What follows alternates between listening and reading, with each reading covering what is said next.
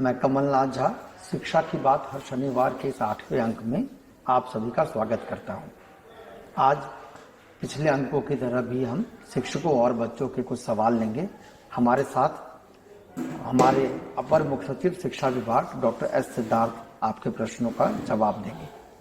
आपका बहुत बहुत स्वागत है सर, आपका अभिनंदन करते हैं। सर, इसमें पहला सवाल है राकेश कुमार, ये हेडमास्टर हैं मध्य विद्यालय वानिया ब्लॉक मोदनगंज जहानाबाद से। इनका सर कहना है कि विद्यालय में सुधारात्मक विद्यालय निरीक्षण हो, ग्रामीण से शिक्षकों का फीडबैक लिया जाए, फीडबैक नकारात्मक आने पर उन्हें सुधरने का 1 या 2 मौका दिया जाए, तत्पश्चात बदलाव नहीं दिखने पर कठोर कार्रवाई की जाए, जिसमें बर्खास्तगी भी अपेक्षित है।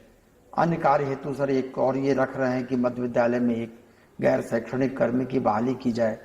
सर इसमें देखिए, मैं अनेक बार और विभिन्न स्तर पर ही बोलता रहा हूँ, जो शिक्षा जो है, शिक्षा विद्यालय में शिक्षा जो है, इसका जो दायित्व है, एक तो टीचर तो पढ़ाते ही हैं, बच्चे आते हैं, लेकिन इसकी रिस्पॉन्सिबिलिटी पूरे समाज की है। और जब तक ये पूरा समाज इसकी रिस्पॉन्सिबिलिटी नहीं लेगा, तब तक शिक्षा व्यवस्था सुधरेगी नहीं।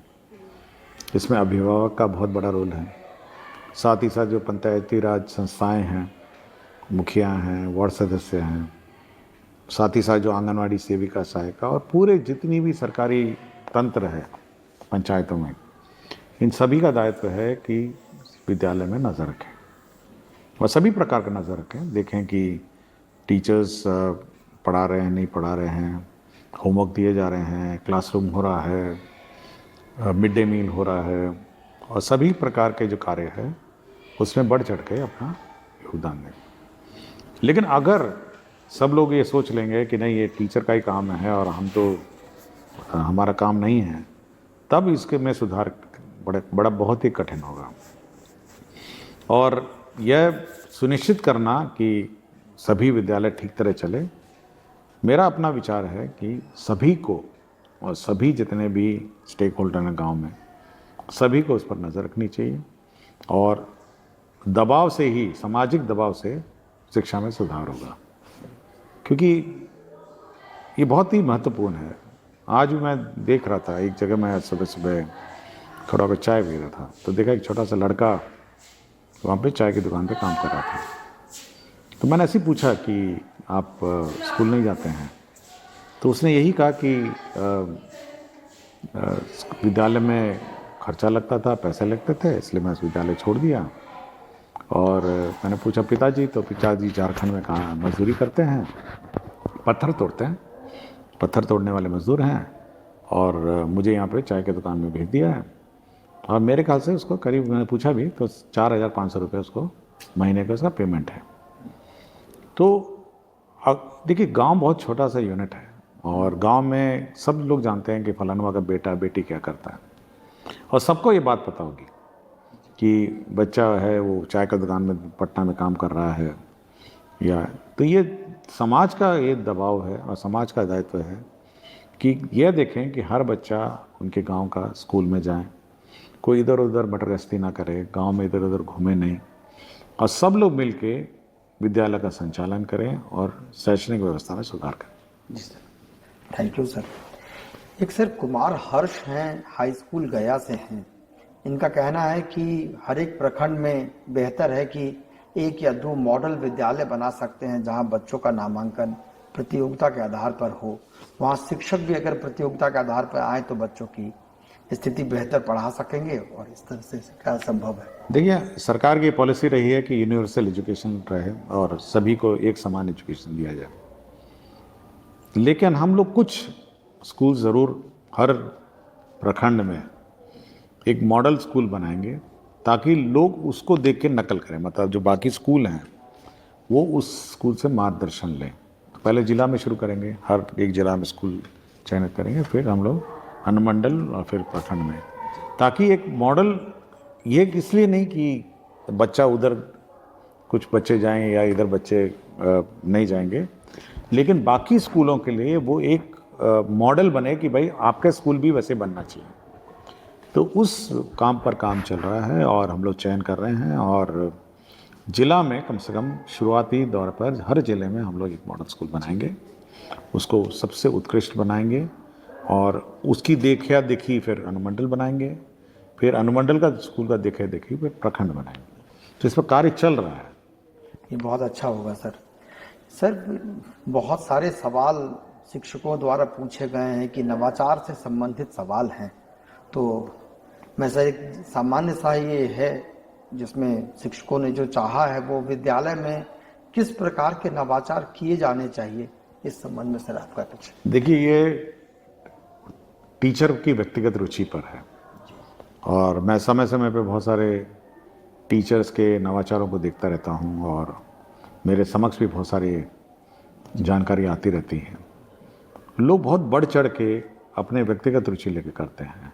अब मैं एक टीचर का सूचना मुझे मिला था, एक रंजन कुमार हैं, प्रधान अध्यापक मध्य विद्यालय बीहट में। तो ये इतनी रुचि लिए हैं कि ये पहला 2018 में इन्होंने अपना पर्सनल लोन लेके एक स्कूल में टीवी लगाया। 2018 की बात सोचिए, उसने अपना पर्सनल लोन लेके टीवी लगाया कि हम स्कूल में स्मार्ट क्लास चलाएंगे। अब इस प्रकार का आप सोचिए नवाचार लोग करते हैं कि भाई अपनी रुचि लेके। इसी तरह मुझे प्रियंका कुमारी, शिक्षिका, मध्य विद्यालय मल्हा टोल परिहार सीतामढ़ी का भी आया।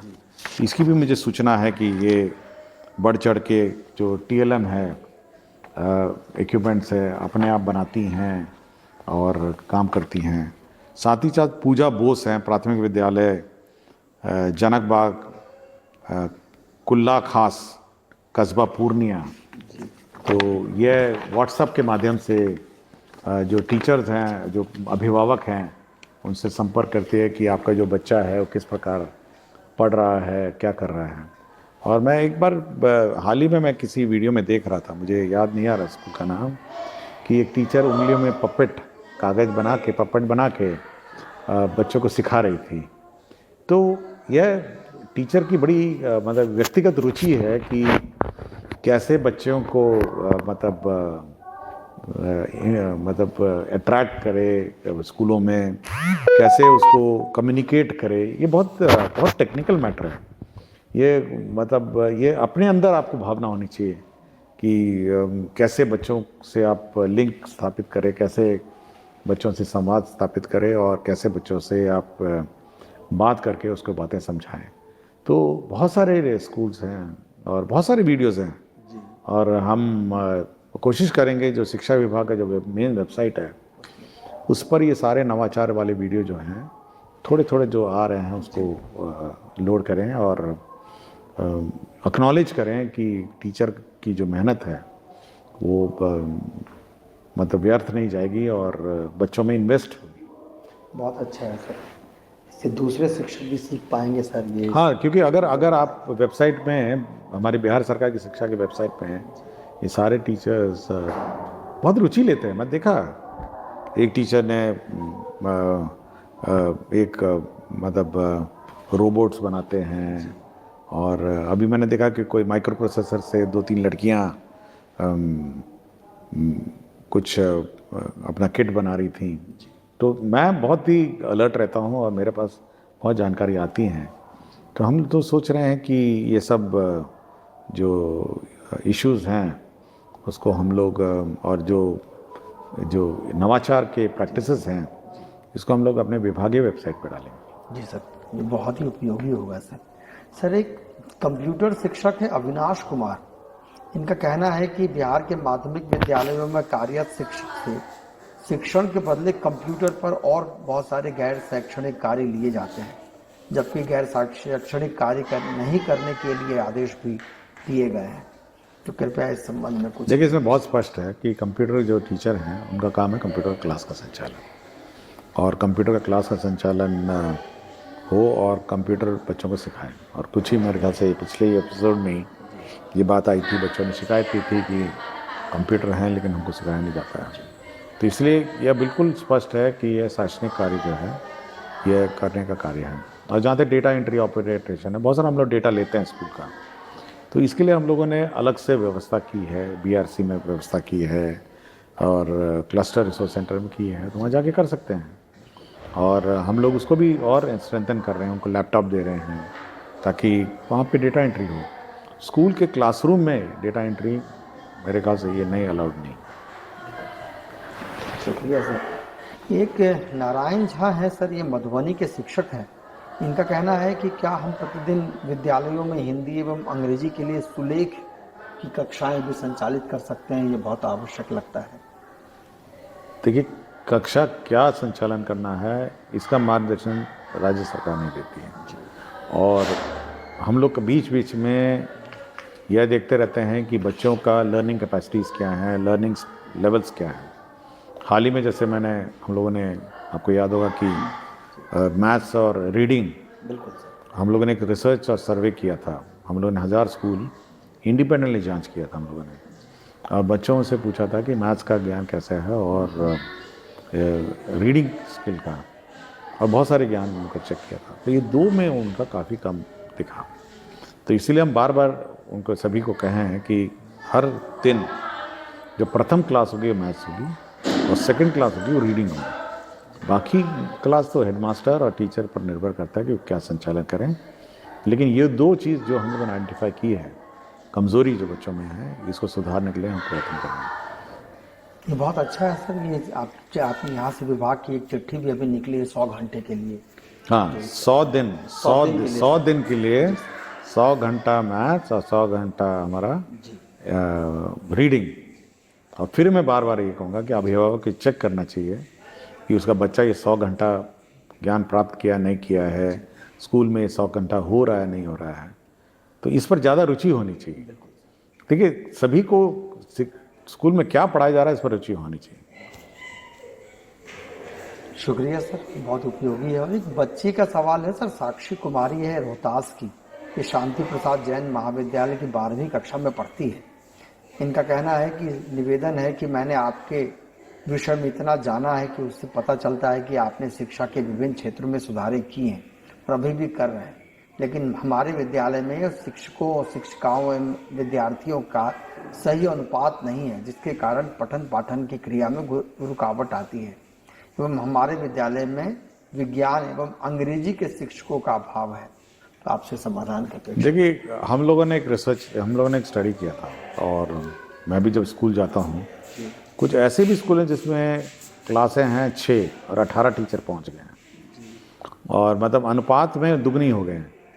तो हम लोगों ने एक व्यवस्था की है कि जिला पदाधिकारी की अध्यक्षता में कमेटी बनाई है। हाल ही में कल कैबिनेट मंत्री परिषद ने स्वीकृत किया और अधिसूचना राज्य सरकार ने निकाली है कि टीचर अनुपात, सब्जेक्ट अनुपात देके जिला के अंदर आप उनको स्थानांतरण करके सेट कर सकते हैं। अब जैसे IIT का लैब्स बन रहे हैं, तो हम लोगों ने कहा कि जहाँ जहाँ साइंस टीचर है या प्रैक्टिकल करना है तो आप वहाँ से डिप्यूटेशन कर सकते हैं।